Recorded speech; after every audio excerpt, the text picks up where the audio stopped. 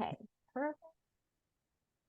Well, awesome. I am so excited to speak with you today, Miss Harriet. I would just like for you to introduce yourself to everyone, and then we'll go from there.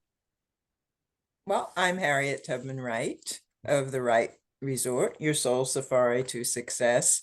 I've been in business since about 2006 part-time and then 2008 full-time. I've grown up in California, although I've traveled all over the world. I lived in Africa from 80 to 86. I am a parent. My son is 37. And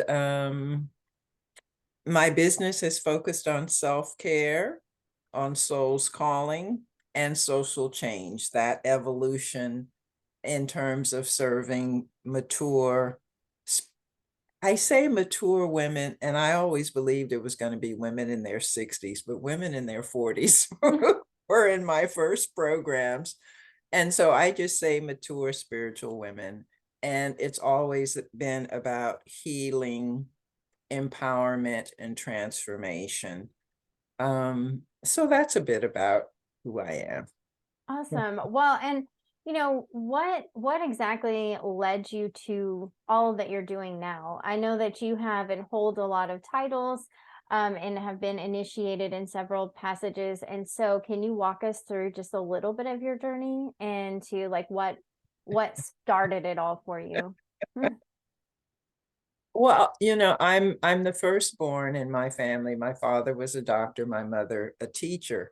And so I find now that I'm living their qualities. This doctor is a healer of sorts, and my mother as a teacher, educating and empowering. And my I've always been very creative. I think that's, no matter what my job was, I was always doing something else on the side. I was sewing my own clothes and playing the violin and modeling. And I was in the Modern Dance Honor Society. So the creativity was really part of, and curiosity has been part of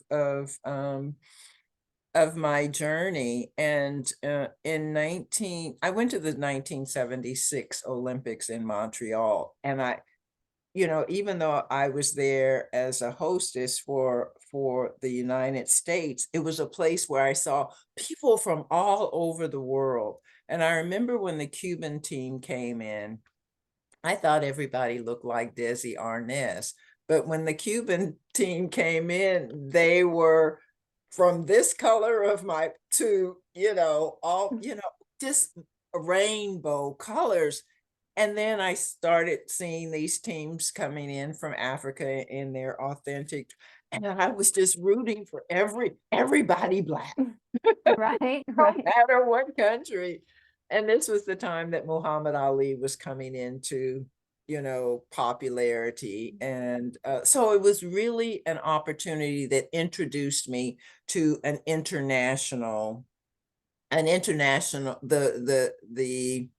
gifts of people from all over the world. And the next year I made my first trip to Africa, and I remember thinking, oh my God, what a beautiful piece of land that the creator gave to people here in Africa. And I was doing research comparing the market women to African American women who often work in the home and outside of the home. Hmm. And after that, I decided I wanted to work and live in Africa. So that's what I did. I worked in Burkina Faso. It's part of what they call the Sahel. So it's a desert area, and, it rains a couple of times a year. So we were digging and deepening wells. We were helping the women diversify their agriculture. We were working with other organizations. If you spend all day going to chop down trees for wood to cook, there's that issue of deforestation. Right. And one other element was health. It's like, ladies, come to the dispensary before it's time to have your baby. Right, right. And so there were multiple elements of this program that we thought were development. And of course, I went there as a single woman. So many of the women, well, where is your husband? Where are your children? Mm-hmm. How is it that you're coming here alone? And it was really a great experience. Then I worked in Kenya. I was the regional representative for Church World Service, and I was the first woman in that position. And we were not missionaries. We were doing development work that churches would do that the government wasn't doing. So Okay. the churches were working in rural areas. And I would, Americans came over to see, well, we've been making this donation. How is this money being used? And again, it was a very positive kind of experience because wherever I went, I really was accepted. It was like, oh, our lost sister has returned home. And I remember my first assignment was a conference on refugees. People become refugees because of war, because of climate issues. And so there were people from all over Africa and I had my hair braided, my little African dress on. And this man from South Africa, I just knew you were a Cape Coast girl, a Cape Town girl until you opened your mouth. Well, that's funny. Oh my So, God. all of those, I worked in Zimbabwe for a while, and the lesson there, Zimbabwe at that time was a socialist country, and I was supposed to be helping, the women determine how they could make more money. And they wanted to, get fabric and sew uniforms for the children, but you have to get into town and you have to be able to buy the fabric wholesale. Right. And it's not about one person profiting, it's about the entire village. How can the entire village be uplifted financially, in health, etc.? And so that was an important lesson coming from America, uh, Mm-hmm. where our values are different. Right. And there is a proverb: if you want to go fast, go alone. If you want to go far, go together.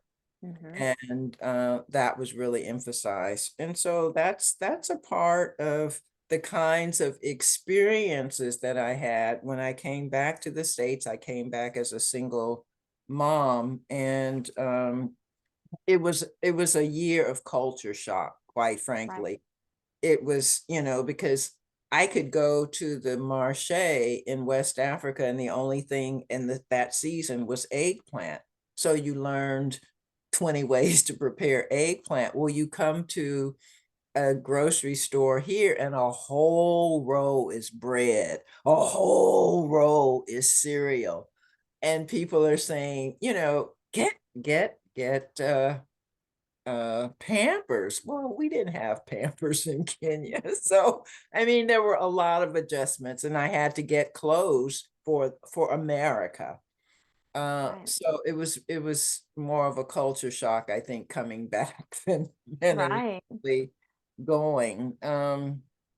And I took as a single parent, it's like, you better get a job, girl.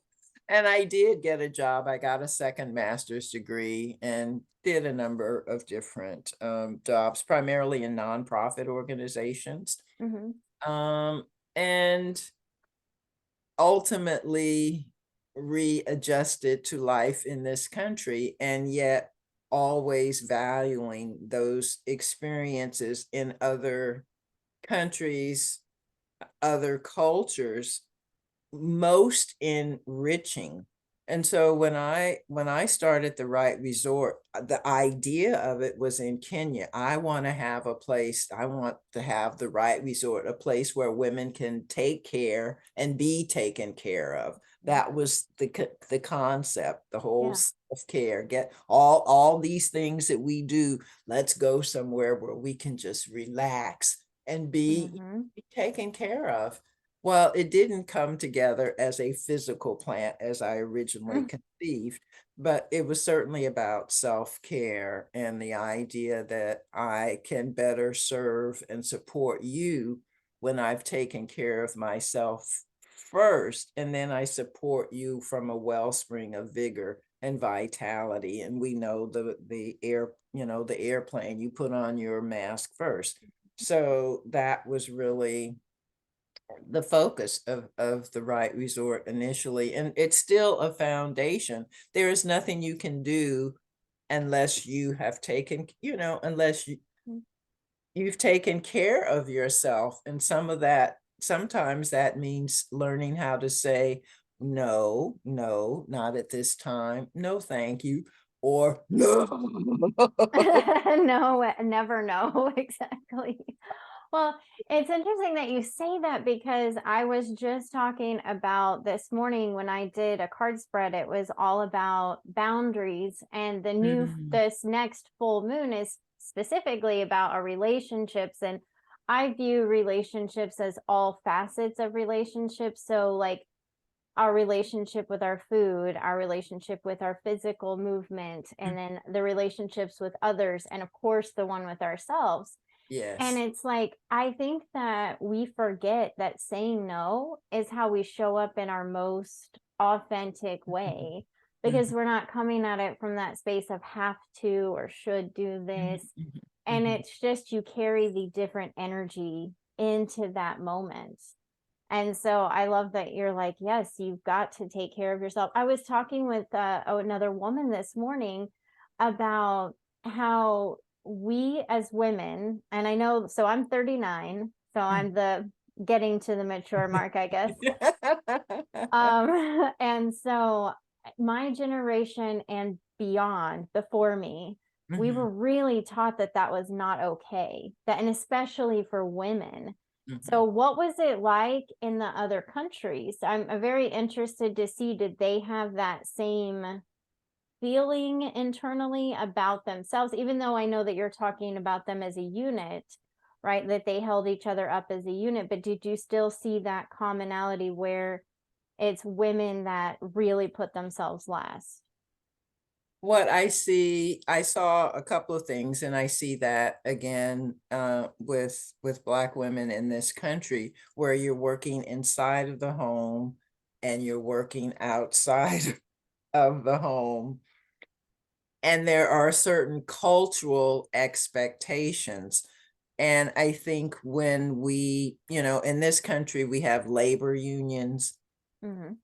uh, and so there is a vehicle to be economically for economic empowerment Hmm. as a group.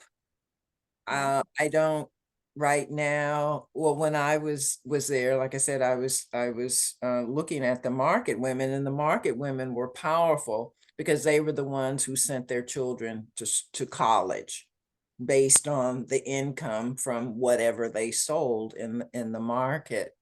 And so they were powerful economically and politically, even though it's only recent that we have a woman leader, for example, in Tanzania. And so I think, and there are what I want to say different tribes within the same country, and sometimes there is conflict. And I believe that it's part of the colonial legacy Right. that unfortunately creates differences. Right. Right. Right. Yeah. Yeah. but Yeah. but I do see overall uh women working together, not only in Africa but in other countries. I watched a video last night of women in Afghanistan who wanted an education, and how there were times when women were not allowed to be educated. And then, and so when I had an opportunity to see how women of all ages lived, then I could compare that to the issues. For example, when there was the feminist movement back in the day, you you think of, okay, well, this was those women, and yet civil rights was very important for our entire community. And Mhm. so there were movers and shakers in different sororities or different organizations that had a seat at the table and made noise about Mhm.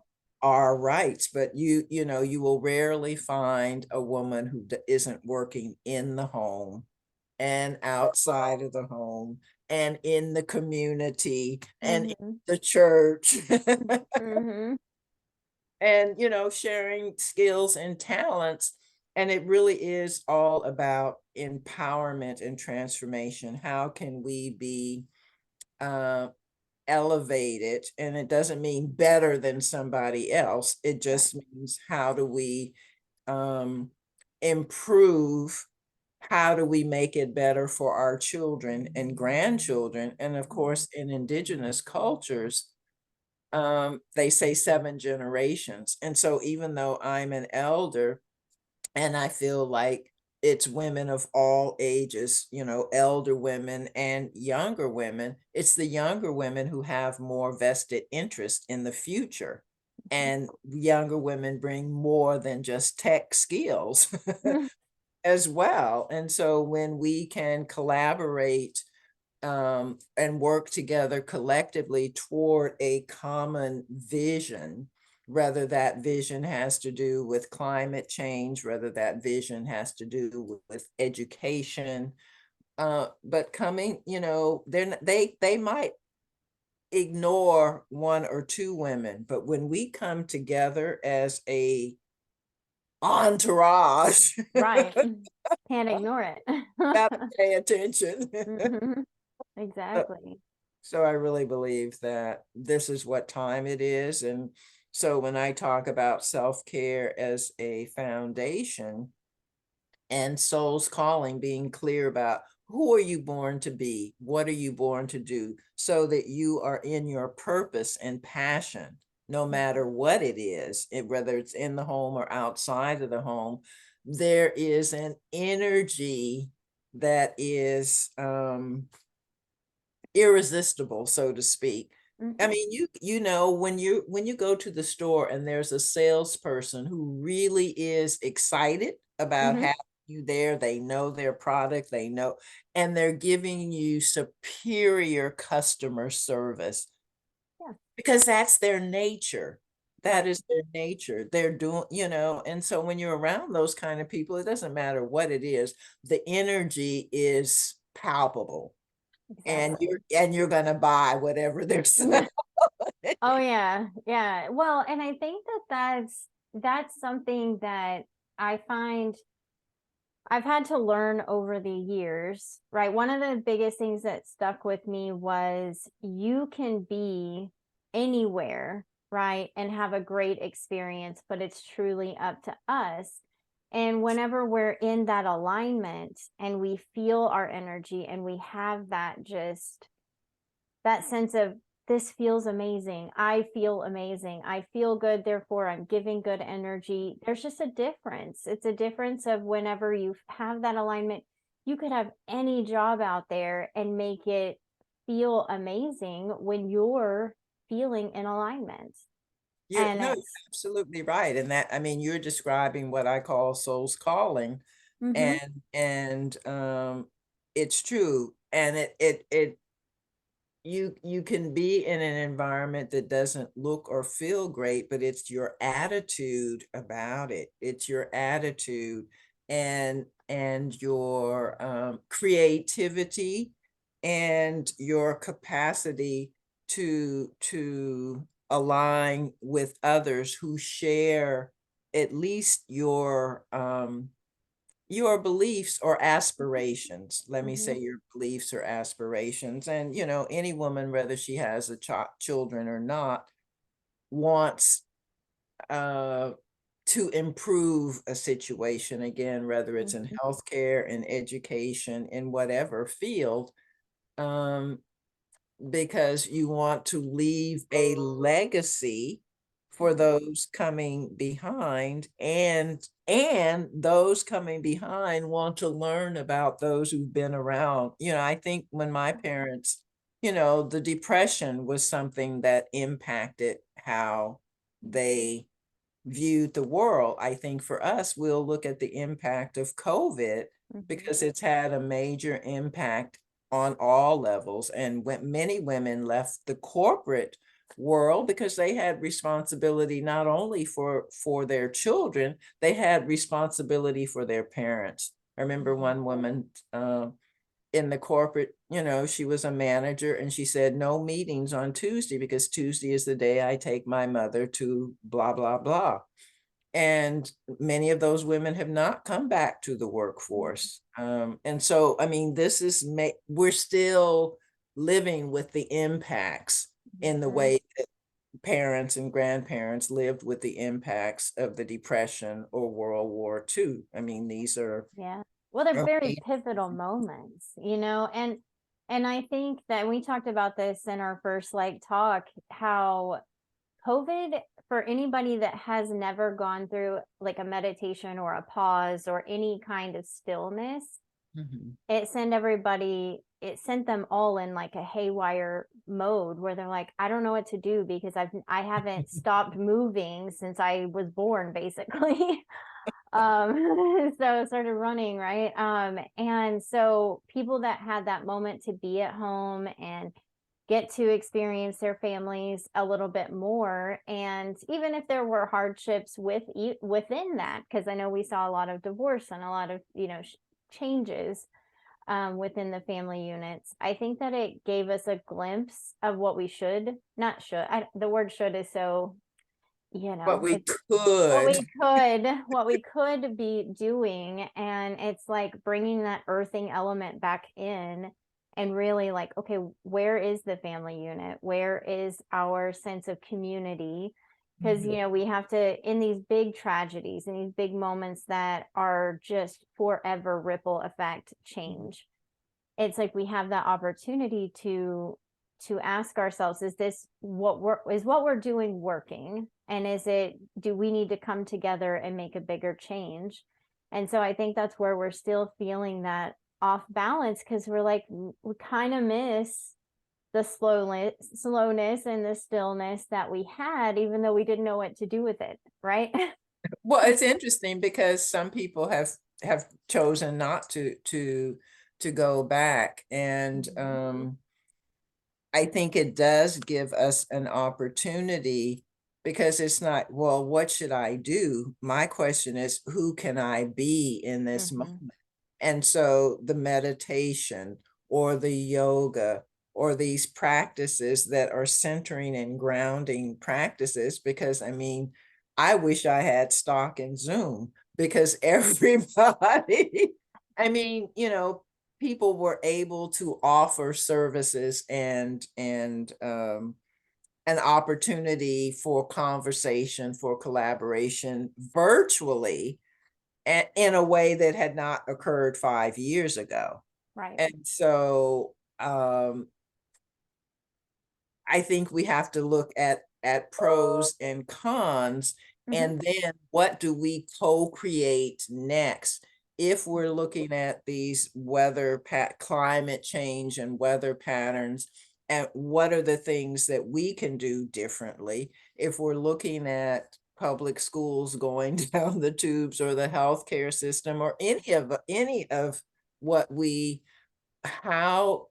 how can we come together to create the kinds of changes that will nurture and nourish us and those coming behind? I mean, I believe that Mother Earth and Mother Nature are going to be here. The question is, in what degree are we going to be here as humanity? And so when you talk about healing, I always was healing, empowerment, transformation as fundamental. It may happen in different ways, people doing yoga, people eating differently, people coming together in their spiritual communities and having an opportunity to experience a different cultural or ethnic or spiritual tradition just because you're open to experience it. And I mean, I feel like that those are the things that make life enriching. Those are the things that can teach us new lessons and help us develop different knowledge, but different skills as well. Right. It really, the time of the one-upmanship and the, me over everybody else, that's over. And people, Shirley Chisholm used to talk about, I'll bring my own chair to the table. And I think that I look at some of the ways that women are breaking through what used to be called a glass ceiling, and I see the resistance in terms of the status quo. And so we're really we're in a time where there is an opportunity for collective change or positive change, conscious change.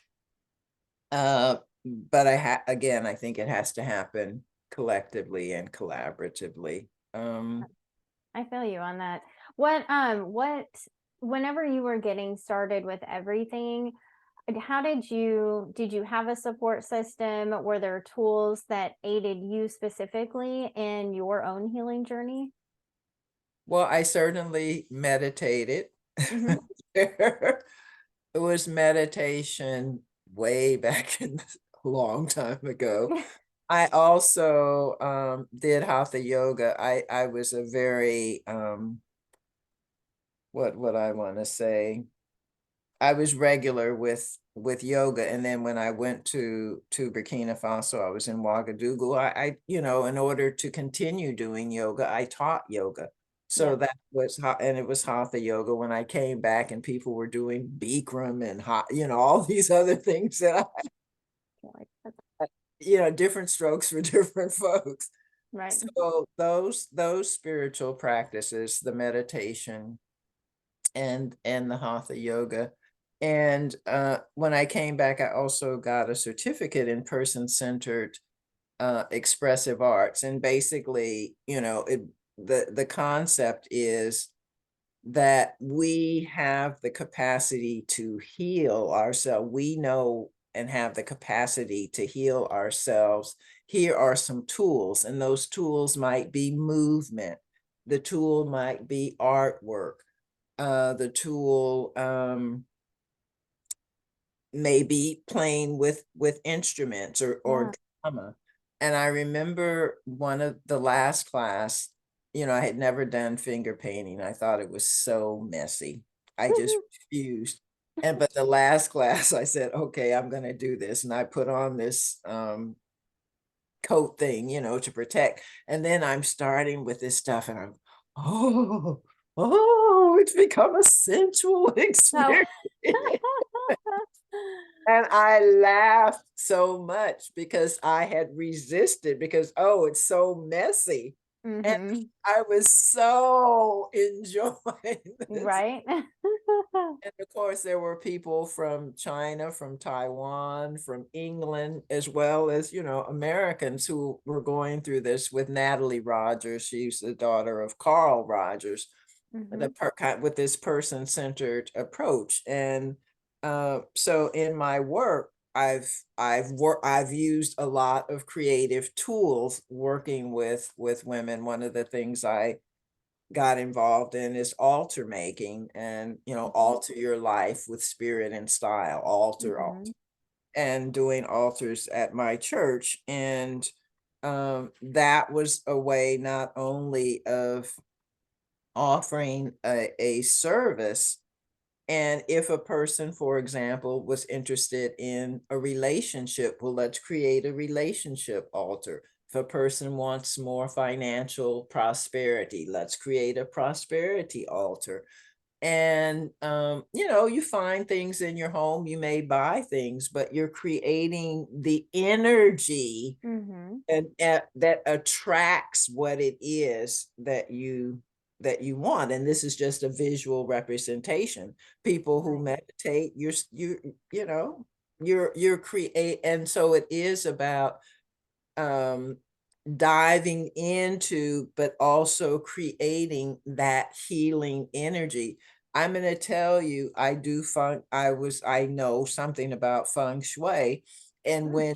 when your place is messy and untidy, your thinking is messy and untidy. My Mm-hmm. apartment, if stuff, I said, oh, you know, I was troubled by something, and then I'd start cleaning up and putting stuff in order. And then, of course, in my mind, I had it all figured out because there was order in my physical environment.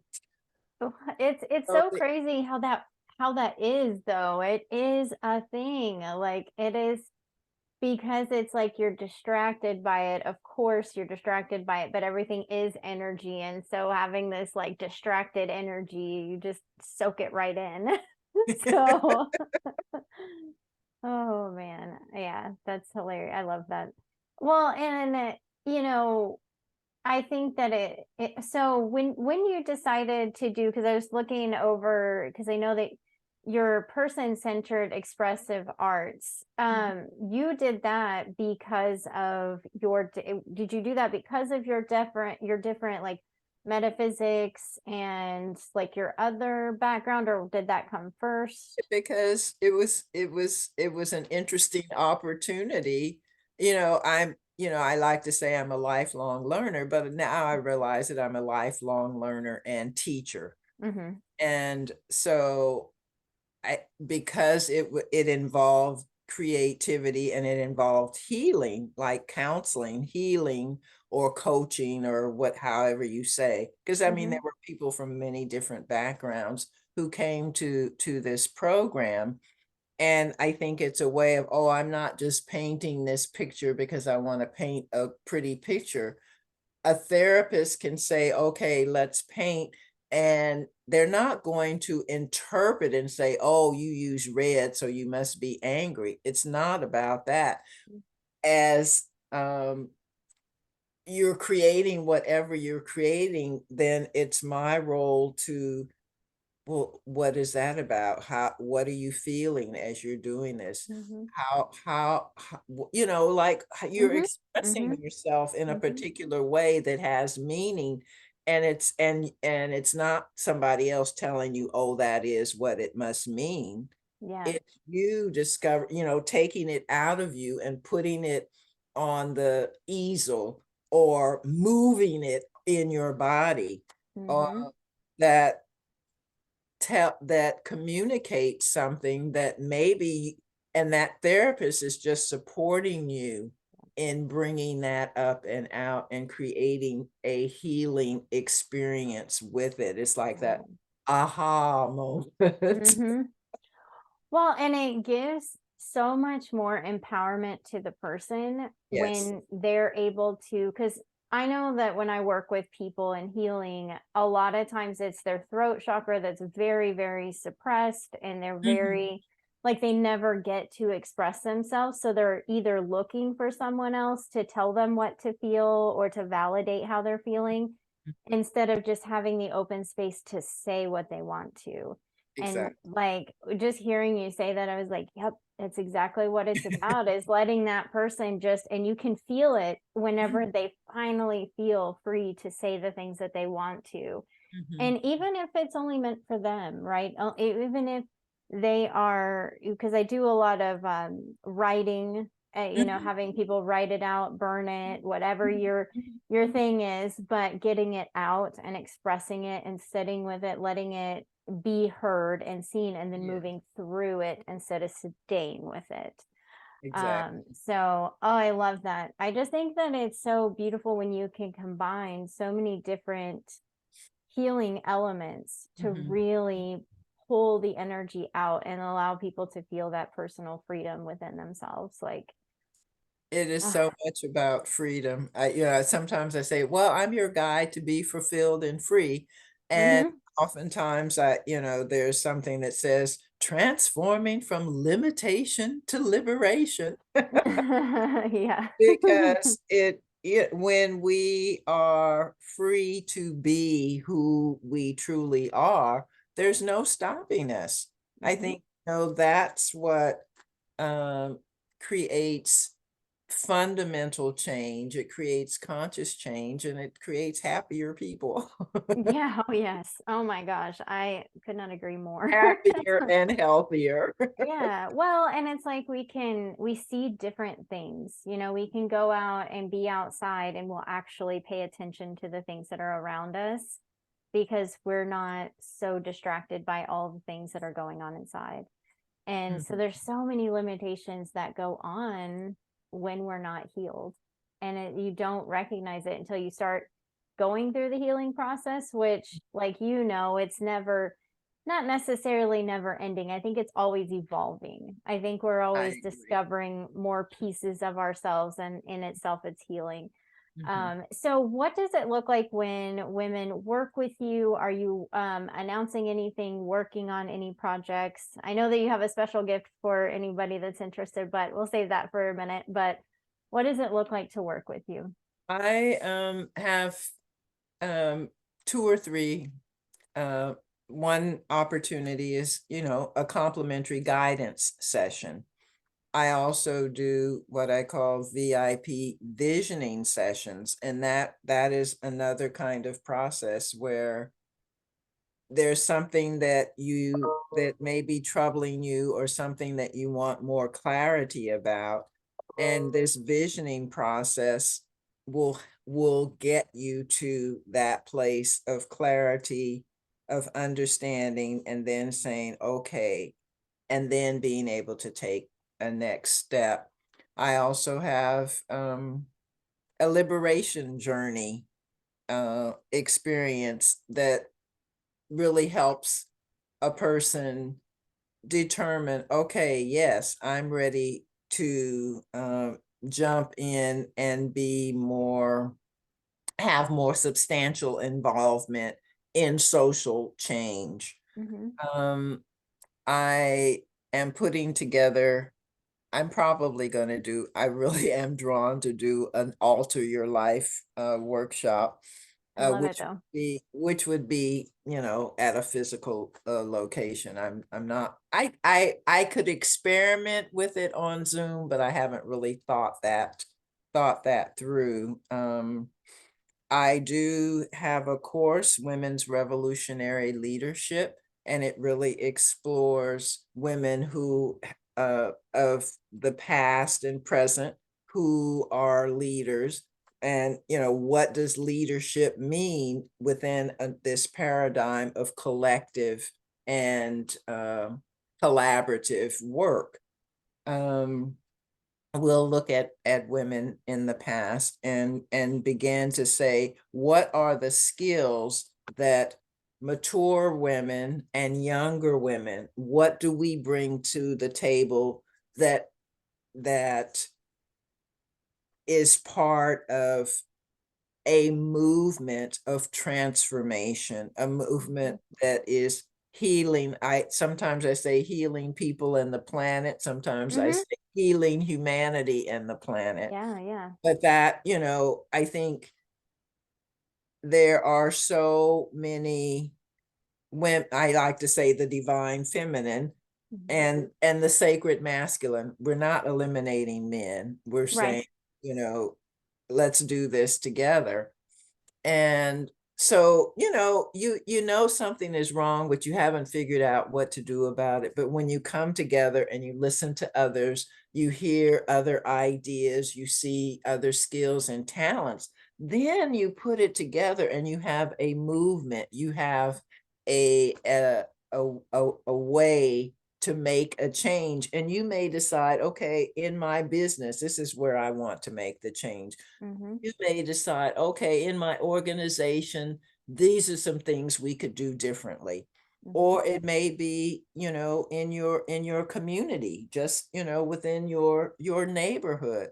It could be, so I think people have to decide, where do I want to put my stake in the ground, or our Mhm. stake in the ground, and create some positive change.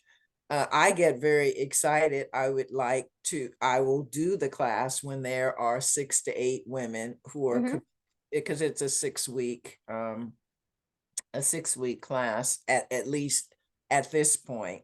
But I think it's really an opportunity to have an assessment of who you be, and what are the gifts, the soul aligned gifts that you have to share. What is the vision that you want, not maybe not for yourself, but maybe for your children, Right. Yeah. grandchildren, Yep. because, you know, some of us won't be here when Right. when we really see the kind of shift that creates peace, because we want justice, we want balance, we want harmony, we want order, and above all, we want peace. Yep. I agree. I think it's, well, and it's like there's so many of us and we're labeled different things in different cultures, you know, the earth keepers, the shamans, people that are here that really see through and feel that draw to make a change. Mhm, And I know for myself, like I'm navigating that, just like what you said, I'm navigating through, okay, how do I make an impact?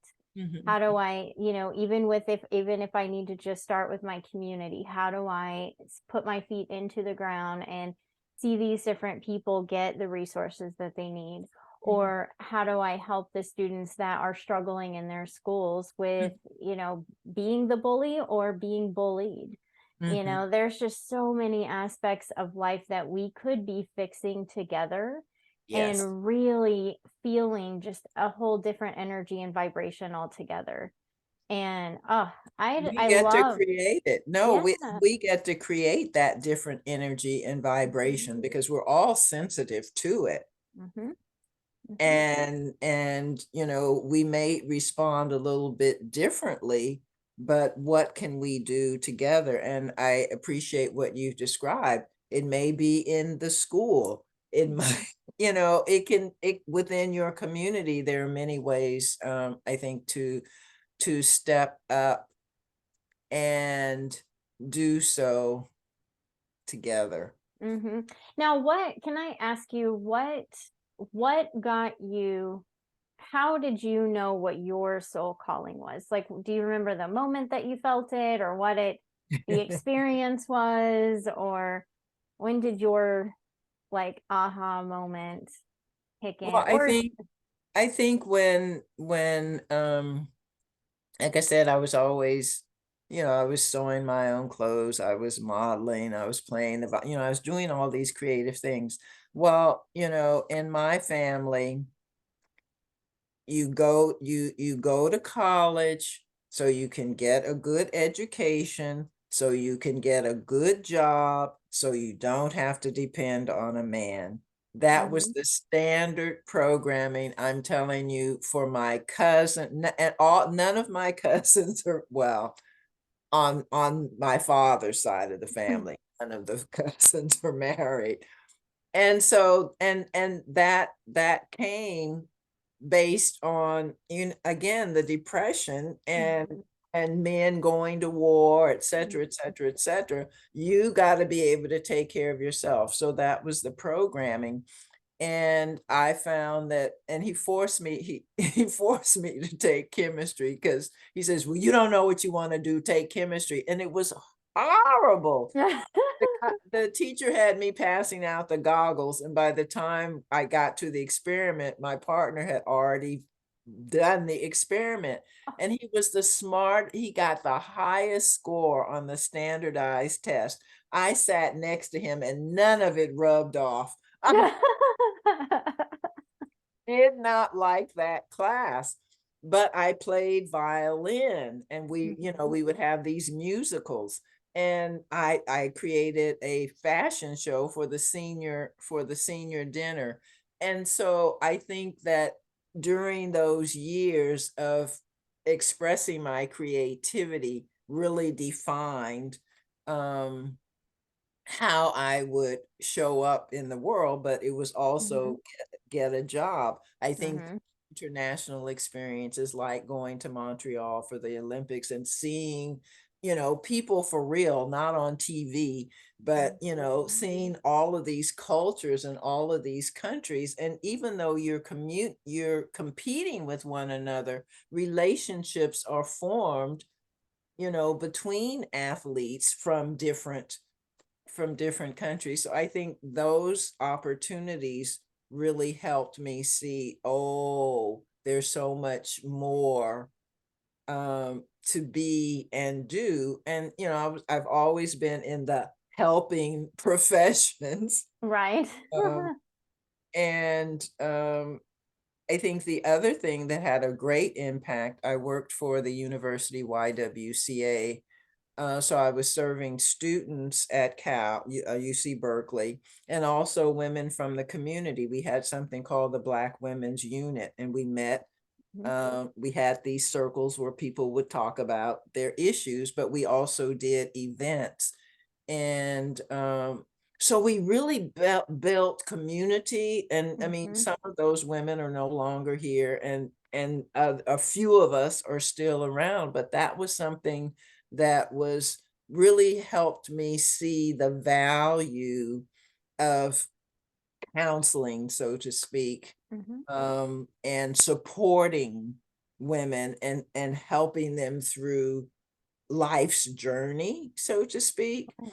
And so in those arenas, I developed skills, and I feel very blessed because of opportunities that I've had, and because of opportunities that to support, to guide, to mentor others. And it was always going to be about women. When I did an event that was like a pampering event, and this guy he says, "Why is it just for women? I want to be pampered." So he came to the event, and he was going to leave and get the lunch when we were washing, each other's feet. And I said, "No, this is the best part." And so, I'm massaging his feet, after you soak your feet and blah, blah, blah, blah. I'm playing Miles Davis in the background, so people are just zoned out. Mm. And he later said, "Oh my God, that was amazing." They just don't know what we've figured out. I know. Well, and I think that you said something that just really it resonated so deeply, and it's the community of women. Mhm, I never realized how important a community was of women because I grew up pretty I would say like my parents both worked and mhm, they worked at night. So mhm, I was pretty much with like a babysitter or my sister, mhm, I'm the mhm, oldest. So at one mhm, point I was the babysitter. mhm, So we didn't have just like my parents didn't have that huge social life. mhm, And mhm, so I never really saw what the benefits were to mhm, having those closer relationships. Like they had friends and things, but it wasn't like what I see some people, they get together all like once a month, once a week, and I'm like, whoa, that's like a lot of human interaction. Like, what's going on? Um, but I love it. Like, I love getting together with other women and hearing like your journey and hearing the stories because that's how we learn, that's how we grow and evolve, and we, like you said, see that change happen because we all have different walks of life and different experiences, of course, but different perspectives and different guidance to give. And it's like, I never walk away without learning something. mhm. I always learn something from someone else. And I just love that. I'm like, we should do this every day. Never get anything done, but it's okay. So, but No, that's when you awesome. said we should do those things every day, it reminds me of my fitness trainer, and she would Mhm. say the same thing. You should be doing this every day. Oh, I know. It's so well, and so one last question and then we'll introduce your free offer. You started as a professor, correct? No, Like I that's was no. Oh, okay. no, I'm I was sorry. never. I mean, I've had a lot of jobs. Actually, my first professional job was as a counselor at a middle school. Um, when I was getting my counseling degree, because when I was in college, I went in this classroom and I said, every one of these children need individual attention. I'm not going to be a teacher. I want to be a counselor. Right. Came back and I was getting a counseling degree, and the school psychologist was I was only the Black person in the program at that time, and he says, you know, I could offer you a part-time job at this school, blah blah blah. And it turned out there had been a little uprising the spring before, and this was a very poor community, poor whites, poor Blacks, poor Mexican community, and so at that time I had my Angela Davis afro, and so I really I fit the part. And I came in, and you know, I was living in Oakland, and you know, driving to this area. And what would happen is that the teachers would always send the Black boys into the office, and their attitude was fix him and then he can come back to my classroom. And I was like, well, no. And there was one young man who, you know, he was the tallest eighth grader and he was failing wood shop. I said, oh no, Yeah. you are not failing wood shop. I want you to make Miss Wright a coffee table. And so that forced him and the teacher to have to work together. Mm. And I still have that coffee table, and that got Aw. me on to high school.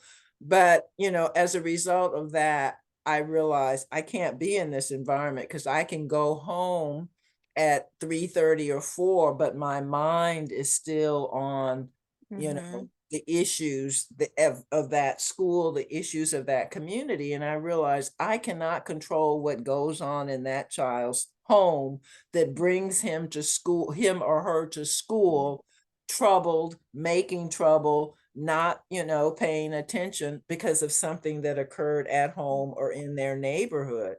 And you know, it's like, oh no, I can't, I cannot do Mhm. this.